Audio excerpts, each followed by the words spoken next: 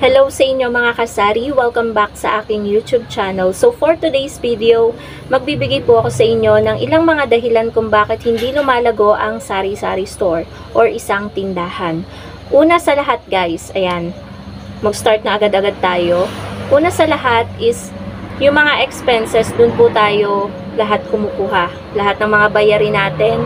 Kumbaga, nagiging main source of income po natin yung ating sari-sari store. Wala po tayo pinagkukunan ng ibang pagkukunan ng mga gastusin. Kumbaga, lahat ng gastusin sa tubig, kuryente, pambaon ng anak, pambili ng pagkain, diba, pambayad ng internet, is doon po natin kinukuha sa sari-sari store. So, ano nga pong mangyayari? Ang laking epekto po niyan, lalo na kung hindi naman sobrang kalakihan ng kinikita ng isang tindahan, is doon mo kukunin lahat yung mga expenses mo.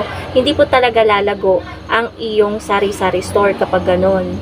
Kasi, ayun nga yung sinabi ko, nagiging main source of income po. Kung wala naman po talagang mapagkukunan, no choice naman po talaga, dun talaga makukuha sa benta or kita ng sari-sari store. So, yun guys yung magpapabagal or yun yung magiging dahilan ng hindi paglago ng inyong sari-sari store. So, kung gusto nyo pong lumago ang inyong tindahan at nabanggit ko nga po yung mga dahilan na iyon, lahat ng expenses ay sa tindahan nyo kinukuha, maigi po na tanggalin po natin yon kung may iba naman po tayong mapagkukunan ng ating mga pambayad sa mga expenses po natin. So, ang laking epekto po kasi nun sa isang tindahan talagang yung budget natin sa pangpamili is naapektuhan po talaga mga kasari. Imbes na makapamili ka po ng madaming paninda, konti lang yung mabibili mo kasi nga konti na lang yung natira sa pangpamili ng groceries or ng mga paninda mo sa sari-sari store mo. Second mga kasari is yung location ng tindahan mo is hindi po maganda. So, sa location din kasi mga kasari nagbe-base talaga Gaya po ng sari-sari store ko, hindi po talaga as in kagandahan yung pwesto ng aking tindahan. Pero thankful pa rin naman ako everyday. So, ang maganda kasi mga kasari, yung pwesto ng or location ng sari-sari store natin is sa tabing kalsada. Katulad ng ibang mga kakumpetensya kong tindahan, yung ibang tindahan dyan sa labas, tabing kalsada talaga yung kanilang sari-sari store. Kaya ang dali pong makita ng mga customer. Meron po kasi mga customer na hindi talaga lumilingon, dire-diretso talaga sila. Sa kalsada lang talaga sila nakapokus. Hindi sila tumitingin dito. 'Di ba? Nakikita ko na lang may mga bit-bit na or nakikita ko lumalagpas. So, ang hirap talaga mga kasari kapag yung location ng tindahan mo is hindi tabing kalsada or malayo sa mga ibang tindahan, kumbaga. Kaya kung magtatayo po kayo ng isang sari-sari store at gusto nyo pong lumago agad ito, magtayo po kayo sa mataong lugar. Talaga, yun yung tumpukin nyo, yung madaming tao. Kasi kung magtatayo po kayo sa bukid, tapos wala naman kayong mga kapitbahay, ang lalayo ng bahay, tapos iilan lang naman yung bahay. Meron lang guys dumaan. Kunwari, 6 lang kayo na bahay, 5 lang yung kapitbahay mo, tapos yung iba naman, hindi bumibili sa tindahan mo. Talagang mabagal ang paglago ng sari-sari store mo. Pero kung magtatayo ka, kunwari, bukid naman, pero yung mga bahay dyan, nasa 30, nasa 25, yun, may pagkakataon pa or may chance pa na lumago ang inyong sari-sari store. Talaga guys, mahalaga din talaga ang location para lumago ng mabilis ang isang sari-sari store. So, ang pang-third naman po mga kasari is yung maling pag-manage ng sari-sari store or cash flow management. Yun po yung benta at kita mga kasari sa sari-sari store. Kasi yung iba kasi hindi nila alam yung pagkakaiba ng benta at kita. Basta pera yun na, 'di ba? So, yung benta po mga kasari ng sari-sari store, ito yung tumawal si Basha. Ito yung pera na sa buong maghapon, for example, ngayong araw na to. Yun yung pera na pumasok sa sari-sari store, yung benta mo. Kunwari, zero balance yung kaha mo. Yung benta mo sa maghapon, yun yung perang pumasok. Yung kita naman mga kasari, yun yung tubo mo. Ibig ko sabihin, yun yung tubo mo, kunwari, 10%, ganyan, tapos 15%, tapos 20%. Depende kung magkano yung patong mo. For example, mga kasari, may benta kayo na 5,000 sa isang araw. Yun yung pumasok na pera sa sari-sari store mo. Tapos, yung patong mo ay 10%. So, ang 10% ng 5,000 is 500 pesos. Tapos, kung 15% naman yung patong mo, tapos meron ka ring benta na 5,000, meron kang 750 na pwedeng kuhanin doon sa kita mo sa 5,000. Tapos, kung 20% naman po ang patong nyo at may benta po kayong 5,000, meron po kayong 1,000 na pwedeng kuhanin doon sa kita nyo sa 5,000. So, yun po yung pwede nyong kuhanin. Depende po sa porsyento na patong nyo sa inyong mga paninda. Yung overall na percentage na patong nyo. So, siguro ako dito mga kasari, hindi naman ako 10% lang sa lahat. May ilang items na 10%, may ilang items na 15%, minsan lagpas pa sa 15%. So, kung ako, meron akong benta na 5,000 sa isang araw, siguro doon ako sa 15%, kukuha ko ng 750.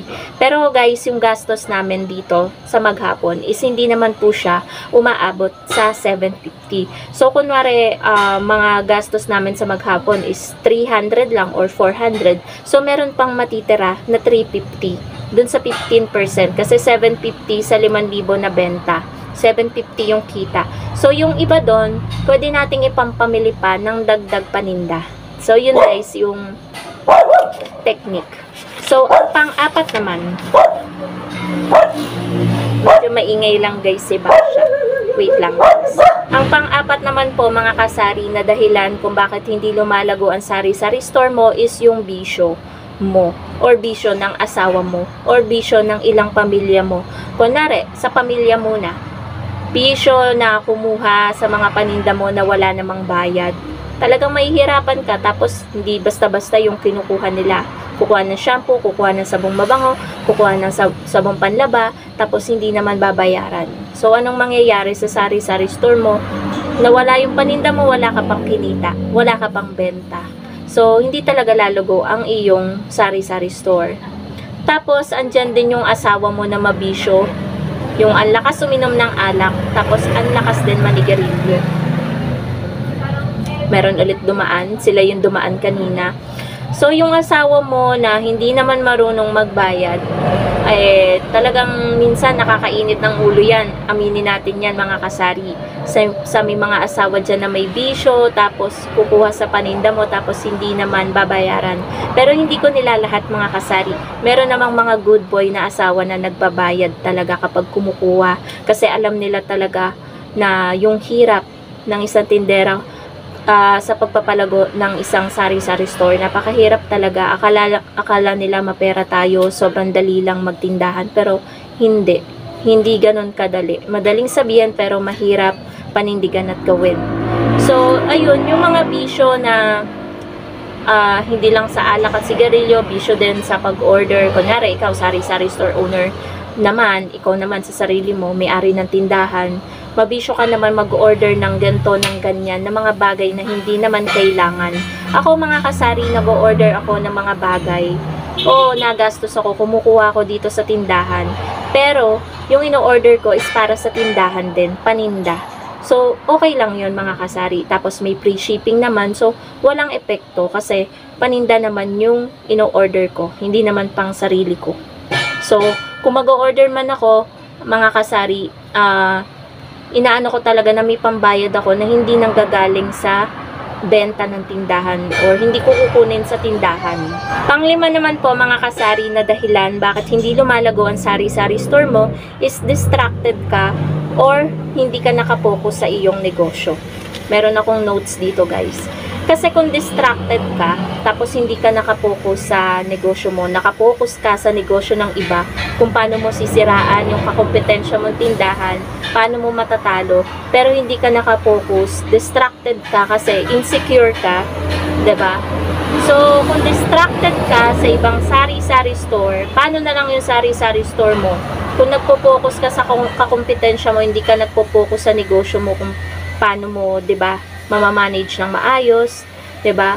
Mind your own business, kumbaga mga kasari. Dapat hindi ka nade-distract sa iba, dapat nade-distract ka sa sarili mo, 'di ba?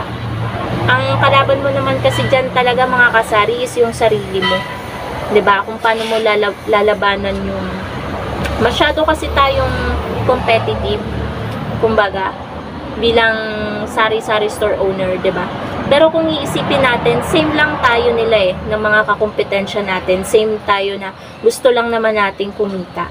'Di ba? Iba-iba nga lang yung pananaw natin mga kasari at iba-iba yung sitwasyon natin sa buhay, 'di ba? Merong mga sari-sari store owner na gusto lang kumita para sa pamilya, makaahon, 'di ba? Yung makaraos sa araw-araw. Meron naman na gustong maging successful, gustong lumago, 'di ba? So, ako naman, as a sari-sari store owner, wala naman akong anak pa. So, nagpo-focus ako sa pag-iipon, 'di ba, mga kasari, sa mga goals habang wala pa namang anak. So, doon ako nakafocus. Kaya, wag tayo masyado mga kasaring distracted sa business ng iba. Dapat ay nakapokus lang tayo sa sarili nating negosyo, kung paano natin mai-improve pa, kung paano natin ito mapapalago. So, yun lamang mga kasari, yung mga dahilan, mga ilang dahilan kung bakit hindi lumalago ang isang sari-sari store. Sana mga kasari nagustuhan nyo itong aking vlog. Thank you so much for watching and happy selling po sa inyong lahat. Bye guys!